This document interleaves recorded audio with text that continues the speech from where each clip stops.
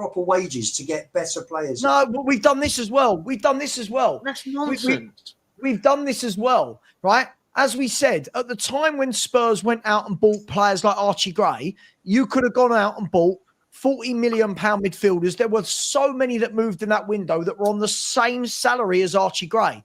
So Did you read? Salary wouldn't have been an issue for those players, right? It's more about scouting than anything. But what we can't That's what I wanted to ask. We can't sit here and say, I'm not going to sit here and say only 4 were first team players. But why weren't the others? Why didn't he utilise Radu Dragusin, who the fan base were waxing lyrical that we beat Bayern Munich to his signing? Why didn't he play him more? Why didn't he play Dan So more when he joined? Why didn't he had Jed Spence who he could have used that he didn't? You say, right, he only got for the first team. This is a guy who did not want to move away from his first 11 at all. This is a guy that Jed Spence came in for 3 months and was Spurs' best player for 3 months, right? He was better than Adogi at left back. And what did Ange say in the press conference? Basically, he'll do a job for us until Adogi's back. Jed Spence was our best player for that period of time. As soon as Adogi comes back, Jed Spence out. So your argument of not first-team players, he didn't want first-team players. He said it himself, Lubo. He didn't want these players. He wanted Conor Gallagher, didn't get him. And the fact that he thought he was going to get Conor Gallagher, the Chelsea captain, that blows my mind even more. So I'm sorry. I know that we want to do this whole thing where everything is terrible and Daniel Levy's the devil, but I'm sorry, this manager shot himself in the foot time and time again. Did you read what Connor put out on X about? I read what Connor put out on X. Did you read that? You sent it to me. I'll read it out. I'll read it out to you. 405 million. The 405 million that Spurs have spent net on player purchases over the 10 years. Reflects only 32.5% of the cash the club itself has generated. As an example, this compares to 82% at Liverpool and 94% at Arsenal over the same period. Other clubs like Chelsea. Over how long a period? Over how long a period? Last 10 years, he said, other clubs like Chelsea will be 100%. No, they'll be about 500%, mate. Maybe about 1,000%. Okay, but what's that got to do with... The cherry picking of that is insane. Chelsea do not create anything like the revenue that they spend. They sold... Lubo, you can't, mate. What are we doing here? I love name Connor. of the podcast. Connor has become a regular on my channel. I love him. I think he's a funny guy. I think he's intelligent. I love where he comes at. But as I always say, you have to question the intention of the person who's saying the things that they say. What is the narrative? What is their motivation to say what they say? I always use the case in point of Hugo Lloris, who had the audacity to come out and question the club, question Daniel Levy for creating a mindset when he gave him the watch, when he gave everyone the watch, and there was a quote, insufficient despondency at losing the Champions League final. He was the captain of the football club for 10 years. 10 years. The longest serving captain in Tottenham's history in my lifetime. He is responsible for the despondency level, not Daniel Levy. He likes to, same with Glenn Hoddle writing in his book. Daniel Levy was, everyone that's a loser likes to go, it's not my fault. It's that guy over there. That's life, bro. And in terms of what Connor's saying, Connor's cherry picking clubs that are above Tottenham in the pecking order. And who did he say? He said Chelsea have got 100% revenue to spend ratio. Well, that's first of all, even if that's true, that's not part of the rules, Lubo. But what they also did was sell their car park. They sold their hotel. They sold their women's team to themselves. Next, they'll be selling their under-21 team to themselves. After that, they'll be selling their HR department to themselmes. After that, they'll be selling their canteen to themselves. And the image rights. I've got 15 more examples of things they're going to sell to themselves. So how do you answer about comparing us to Liverpool and Arsenal? What, Liverpool and Arsenal, the team that have always won more, that have the draw of always being a monster in football. Liverpool, the most successful team in English history. That team, you mean? So you're happy with the fact? No, don't work my mouth. Answer the question. You asked me a question. I'm just clarifying. Liverpool are a big club, but you know what? A big club. They're a big club. They're a big club. Up to about 2018, putting them Sean, together. we finished above Liverpool 7 out of 8 years in the league. Sorry? Up to about 2018, I think we'd finished above Liverpool 6 out of 7 or 7 out of 8 years. It was 9 out of 10, I think. What's the context there? Well, the context is that, again, when we had the opportunity to push on... No. Let's start with didn't push on. what's the context of Liverpool's departure from success. The context is... Didn't they almost go bust through overspend? Oh, are Liverpool going to go bust? Didn't they almost go bust? Isn't that what happened with under Hicks and Gillett? No. Isn't really? No. Really? So they didn't get themselves in a financial pickle. Go bust. Well, they no. Hey, were they not in financial jeopardy? Were they not in financial jeopardy, mate? Just like Manchester United weren't going to go bust last year. Were they not in massive financial jeopardy? Did they not get saved? And also, by the way, if you're sitting there saying that in the last 10 years, or in that 10 years before 2018, which again is a cherry-picked data set, but if you're making the argument that Tottenham were above the most successful football club of all time in England for 9 out of the previous 10 years, which at that period would have been 60% of Daniel Levy's reign, then maybe, just maybe, Daniel Levy isn't the pariah that you think he is, because doing it organically still got him to outperform our club, outperforming the most successful football club in English fucking history for 60% of his tenure. It meant diddly squat. It's either that Liverpool was shit and they were failing, or it's that Tottenham Hotspur outperformed. Either way, that context, whichever one you choose to pick, Lubo, makes your argument look fucking stupid. Not a question of outperforming. Don't do our club down. Sorry, don't make out they're a small club. They're not a small club. They're a big club. They've got a great history.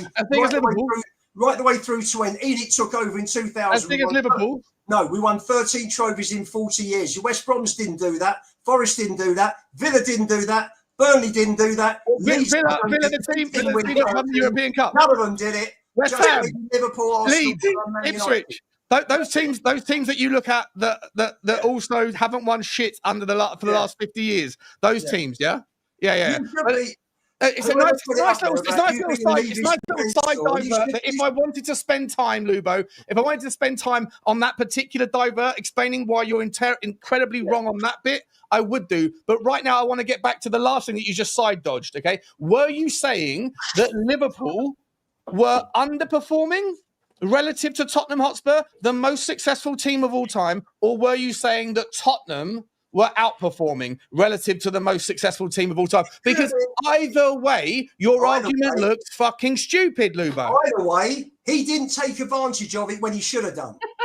That's the point. What do you mean? You know I'm right. Everybody here knows I'm right. No, I don't know you're right. Yes, I think you're entirely wrong. Yes, I think you're entirely wrong. He should have. You're entirely wrong, as usual. And you know what? I'll come back to this, mate. If you hate him so much... Thank you to Pochettino. If you hate him so much... much... No transfers, no purchases for 18 months. If you hate him... Did Liverpool make any... How many transfers did Liverpool make last summer, mate? Wasn't 18 months. They already How many transfers? No, it was one loan deal, weren't it? Or was it one transfer? In Chiesa. And what happened? And what happened? They won the league. Sure, Klopp left them a really... Do you not think Klopp left them a great squad? Mate. Squad. Anyone that's watching this can go back about an hour on the stream, and we went through this. I went through every one of the current first 11, and I asked you whether you were happy with the signings, and you were happy with every single one of them. Happy. Your argument, mate, you are angry with someone, but as soon as you are challenged, on the context and the logic in which your argument is so fundamentally based on, it comes across like you are angry about nothing. Let me talk. Not one of them. Let me talk. Not one of them would get into Pochettino's team.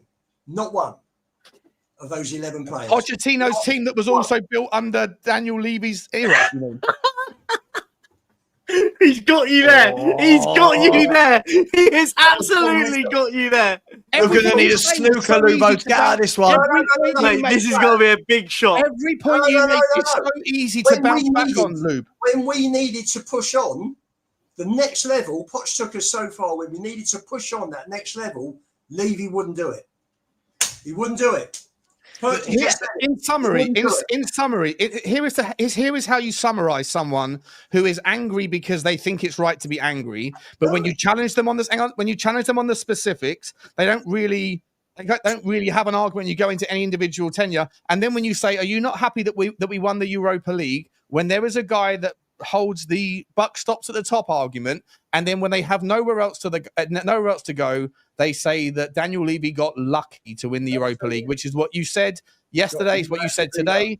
It's exactly what you said. You said it 3 times in the last 3 times I've streamed with you. If you are allocating, if you have made your mind up on a particular argument, then when in the face of logic and consistency that is thrown against you, you allocate luck when things go right, and you allocate entire responsibility when things go wrong. You don't come across as balanced, Lubo. You come across as someone with an agenda. And I think that has been exposed in the last 2 hours. Not really. Not really. Because we won 13 trophies in 40 years before he took over, and we won 2 in 25 years. Facts are facts. That's it. You cannot deny facts. Can I? Sorry, can I? You did lie to 11 of our 11 players. I want to make a quick point, and then I want to bring in E and Big Will. Welcome, Big Will. This is his first proper live with me. He's a member. He was in my members show earlier. Big up to you, Will. Just before I bring you in, Will, listen. I kind of sit halfway in between the row, which is why I think it's funny. I kind of agree. A lot of Sean's points are very spot on. We seem to praise Daniel. We seem to berate Daniel Levy for everything, but then when we're praising for other stuff, we don't want to praise. It's always luck. It's never allocated to Levy. But on the other hand, I do agree that when we should have kicked on, we didn't. But the key thing for me in all of this, right? The key thing for me in all of this is what I can't get on board with is that every time we get to a final, I fail to believe that Daniel Levy's the devil that didn't give a squad good enough to win a trophy when the team were good enough to go through the entire tournament, get to the final and then lose. And when I actually broke this down the other week, I said, look at that Champions League run. People are going, oh, look at the bench we had look at the bench we had in Madrid. We didn't have enough players and Levy left us short. Hang on, en route to that final, we played Inter Milan, Barcelona, Ajax, Man City, Dortmund. Right? We knocked out and beat some of the best teams in Europe. But then when we lose the one against Liverpool in the final, it was, but it's Daniel Levy's fault. He didn't give us a bench good enough. So how did we get there? If we were so bad, how did we get with an injured Kane as well? That's exactly without Kane. So this is for me where the whole, we've only won 2 in 25 years. I put a lot of the actual trophies down to, we were in the final. You've got to show up. You've got to turn up. And they didn't in that final.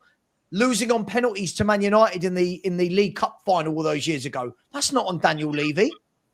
I didn't say that. But you are by, hang on. But you are by the very fact that you're saying 2 trophies in 25 years. That 2 could easily be 5 if managers haven't got things wrong. But I do want to bring in Will.